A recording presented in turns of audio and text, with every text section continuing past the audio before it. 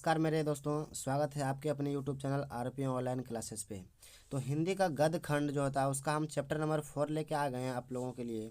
तो Ardhanarishvara chapter number 4 में क्या अर्धनारीश्वर, इनके जो लेखक है रामधारी सिंह दिनकर, ठीक है। इस चैप्टर में जितने भी ऑब्जेक्टिव क्वेश्चन है सारे के सारे ऑब्जेक्टिव क्वेश्चन को हम लोग याद कर लेंगे, ठीक है। तो मेरा नाम रामप्रिय कुमार है। तो आप लोगों के लिए हम इसी तरह वीडियो लेके आते रहेंगे। हाँ, अभी तक आप चैनल को सब्सक्राइब नहीं किए हैं तो चैनल को सब्सक्राइब कर लीजिए, ठीक है। जो कि मेरा पहला वीडियो आएगा सबसे पहले आप तक पहुंच जाएगा, ठीक है। तो इसी प्रकार का वीडियो देखने के लिए वीडियो को लाइक भी कर दीजिए। हाँ, अभी बिना विलम्ब के हुए ये सारे का सारे जितने भी हम बताए कि ऑब्जेक्टिव क्वेश्चन है, सारे का सारा ऑब्जेक्टिव क्वेश्चन इसी वीडियो में कराएंगे, ठीक है। तो अपना पहला प्रश्न जो होता है बहुत ही इंपॉर्टेंट प्रश्न है।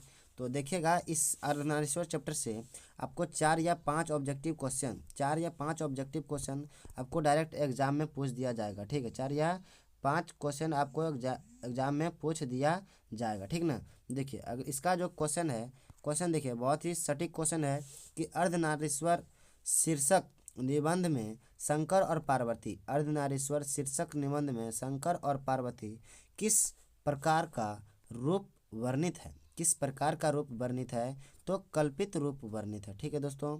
देखिए, बहुत ही शानदार सा प्रश्न है। इस चैप्टर से हमने कितना बताया है, 4 से 5 ऑब्जेक्टिव क्वेश्चन पूछ देगा, ठीक है। तो याद कर लेना है सभी के सभी प्रश्नों को। रामधारी सिंह दिनकर की रचना कौन सी है, तो अर्धनारीश्वर है। कौन सा है, अर्धनारीश्वर है, ठीक ना।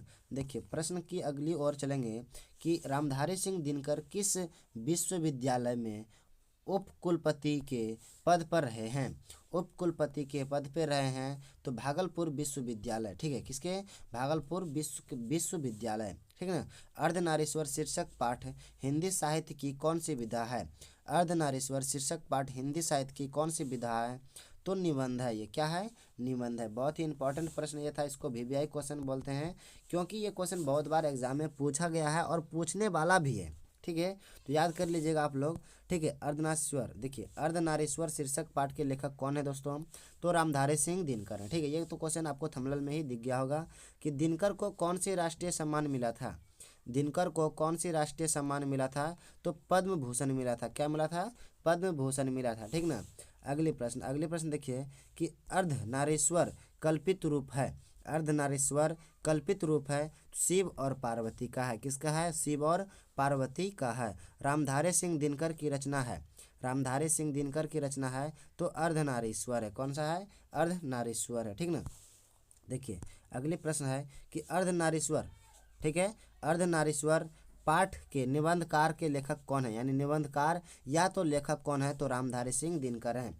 अर्धनारीश्वर का किस विधा से संबंधित है, तो ये निबंध विधा से संबंधित है। बहुत ही इंपॉर्टेंट प्रश्न है, ये प्रश्न पहले भी करा दिए थे। युद्ध और शांति की समस्या पर लिखी गई काव्य कृति है। युद्ध और शांति की समस्या पर लिखी गई काव्य कृति है तो कुरुक्षेत्र है। क्या है, कुरुक्षेत्र है।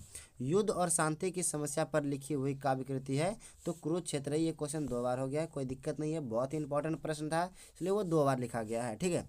दिनकर की पहली कविता किस पत्रिका में छपी थी। दिनकर की पहली कविता किस पत्रिका में छपी थी, तो छात्र सहोदर में। किसमें, छात्र सहोदर में छपी थी। दिनकर को किस कृति पर भारतीय ज्ञानपीठ पुरस्कार प्राप्त हुआ। दिनकर को किस कृति पर भारतीय ज्ञानपीठ पुरस्कार प्राप्त हुआ, तो माधुरी। किस पे, मारुति कृति पर प्राप्त हुआ था, ठीक है। चलिए, अगले प्रश्न जो है बहुत ही इंपॉर्टेंट प्रश्न है कि रामधारी सिंह दिनकर का जन्म कहाँ हुआ था। रामधारी सिंह दिनकर का जन्म कहाँ हुआ था, तो सिमरिया बेगूसराय और बिहार में हुआ था। कहाँ, सिमरिया बेगूसराय बिहार में हुआ था। दिनकर का जन्म कब हुआ था, 23 सितंबर 1908 ईस्वी को हुआ था। कितना में हुआ था, 23 सितंबर 1908 ईस्वी में हुआ था। देखिए, अगले प्रश्न जो है बहुत ही इंपॉर्टेंट है कि दिनकर को कौन पुरस्कार मिला था। दिनकर को कौन पुरस्कार मिला था, तो भारतीय ज्ञान पीठ पुरस्कार मिला था। दिनकर किस युग के कवि हैं। दिनकर किस युग के कवि हैं, छायावादी उत्तर युग के थे। छायावादी उत्तर युग के थे। बहुत ही इंपॉर्टेंट प्रश्न है, बहुत ही इंपॉर्टेंट प्रश्न है, वीवीआई क्वेश्चन है, ठीक है। याद कर लेना इस प्रश्न को। चलिए, अगले प्रश्न देखिए क्या है कि अगले प्रश्न है उर्वशी किसकी रचना है। उर्वशी किसकी रचना है? तो रामधारी सिंह दिनकर की। ये बहुत ही इंपॉर्टेंट प्रश्न है, ये बहुत बार एग्जाम में पूछा गया है। तो उर्वशी किसकी रचना है? तो रामधारी सिंह दिनकर की है, ठीक ना। संस्कृति के 4 अध्याय किसकी कृति है? संस्कृति के 4 अध्याय किसकी कृति है? तो रामधारी सिंह दिनकर का है। किसका है? रामधारी सिंह दिनकर का है ना। अगली प्रश्न देखिए, अगली प्रश्न है कि कौन सी कृति रामधारी सिंह दिनकर की लिखी हुई नहीं है? ओह, लिखी हुई है, ठीक है। कौन सी कृति रामधारी सिंह दिनकर की लिखी हुई है? तो शुद्ध कविता की खोज। शुद्ध कविता की खोज किसने लिखी है? तो रामधारी सिंह दिनकर ने लिखी है। गंधारी थी, गंधारी कौन थी? तो दुर्योधन की माँ थी। गंधारी कौन थी? दुर्योधन की माँ थी। चलिए दोस्तों, अगली प्रश्न देखिए, बहुत ही इंपॉर्टेंट प्रश्न है कि दिनकर को किस गद्य पुस्तक पर साहित्य अकादमी पुरस्कार से सम्मानित किया गया? दिनकर को किस गद्य पुस्तक पर साहित्य अकादमी पुरस्कार से सम्मानित किया गया? तो संस्कृति के 4 अध्याय से। किसके? संस्कृति के 4 अध्याय से सम्मानित किया गया, ठीक है। चलिए, आप लोगों से एक प्रश्न है दोस्तों, जो कि आपको एकदम कमेंट बॉक्स में आपको उत्तर देना है इसमें, ठीक है।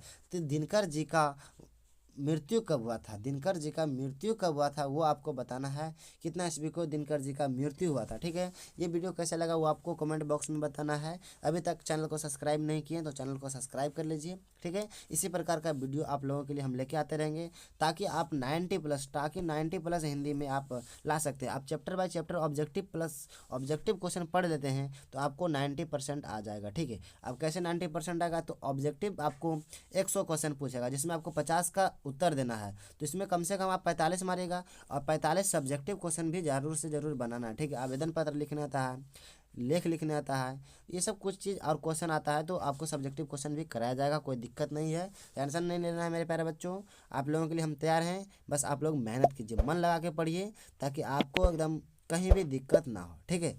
चलिए, इसी के साथ ख़त्म करते हैं इस चैप्टर को। अगले चैप्टर में आते हैं फिर से, ठीक है। मिलते हैं अगले वीडियो में। जय हिंद, जय भारत।